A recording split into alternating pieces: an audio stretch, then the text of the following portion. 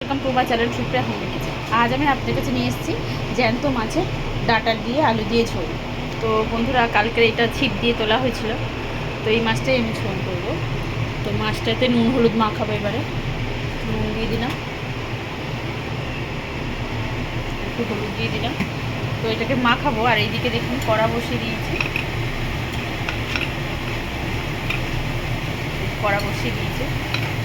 কড়াইতে ভেজে নেবো মাছটা।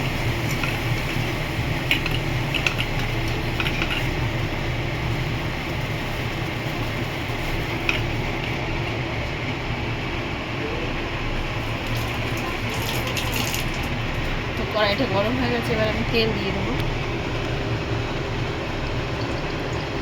মাছটা ভাজার জন্য। যথাযথ তেল দিয়ে দিলাম।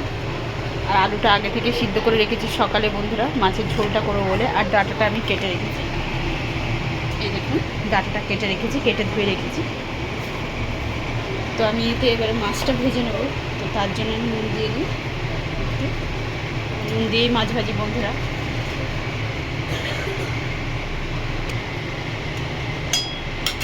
তো বন্ধুরা, এবারে আমি আগে মাথাটা দেবো, মাছ ভাজা ভাজা করে পরে আমি এগুলো আরও পিস তুলে দেবো। তো দেখুন বন্ধুরা, এবার আমি সাইড দিয়ে আরও যে পিসগুলো দিয়ে দেবো। অনেকগুলো মাছ ধরেছিলাম কালকে, একটাই এই সাইজটাই নিলাম। জ্যান্ত মাছ বেশি দিন রেখে খেতে ভালো লাগে না, তো এই সাইজটাই নিলাম। এবার আমি মাছগুলো ভালো করে ভেজে তুলছি।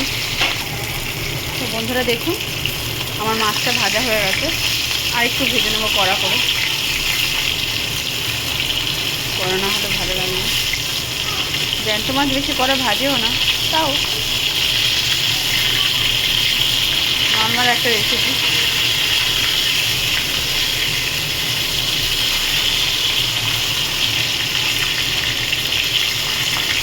তো বন্ধুরা, তুলে নিয়ে ফিরছি। জিরা ফোড়ন দিয়ে দিলাম বন্ধুরা, কাঁচা লঙ্কা বাটা দিয়ে দিই, নাড়াচাড়াটা একটু ভাজা ভাজা করবো। কতক্ষণ সিদ্ধ আলুটা কেটে নিই। তো বন্ধুরা, ডাটাটা আমার ভাজা ভাজা হয়ে গেছে। আমি আলুটা কেটে রাখি নিলাম, দুটো আলু ছিল।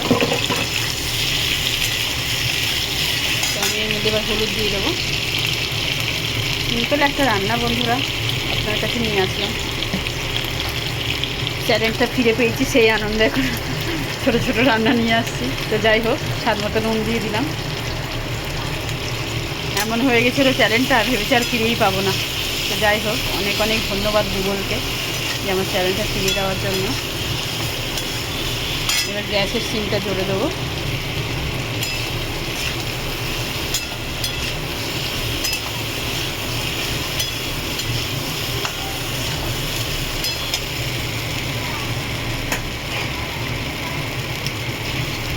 এবার আমি স্বাদ মতো জল দিয়ে দিলাম।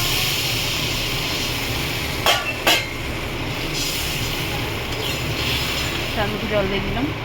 ফুটলে পরে ফিরছি, ফুটুক পরে ফিরছি। তো দেখুন বন্ধুরা, আমি মাছগুলো দিয়ে দিলাম সব। এবার এটাকে ভালো করে ফোটাবো বন্ধুরা। একদম ঝাল মশলা একদম কম, দেখতেই পাচ্ছেন। কয়েকটা শুধু কাঁচা লঙ্কা দিয়ে রান্না, গোটা কাঁচা লঙ্কা কিছুটা দিয়ে দিলাম। তো দেখুন বন্ধুরা, টকবগিয়ে আমার মাছের ঝোলটা ফুটে গেছে।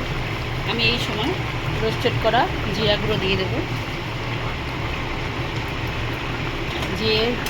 জিরা গুঁড়ো দিয়ে দিলাম। 2 মিনিট ফুটিয়ে তারপর নাও, 2 মিনিট পরে ফিরছি বন্ধুরা। তো বন্ধুরা দেখুন, আমার হালকা করে পাতলা বিনা মশলায় মাছের ঝোল রেডি হয়ে গেছে। তো আপনারা ট্রাই করে কমেন্ট সেকশনে কমেন্ট করে জানাবেন আমার রেসিপিটা আপনাদের কেমন লেগেছে। ভালো লাগলে লাইক কমেন্ট শেয়ার করবেন, আর আমার চ্যানেলটা সাবস্ক্রাইব করবেন। ভালো থাকবেন, সুস্থ থাকবেন। বাই বাই বন্ধুরা।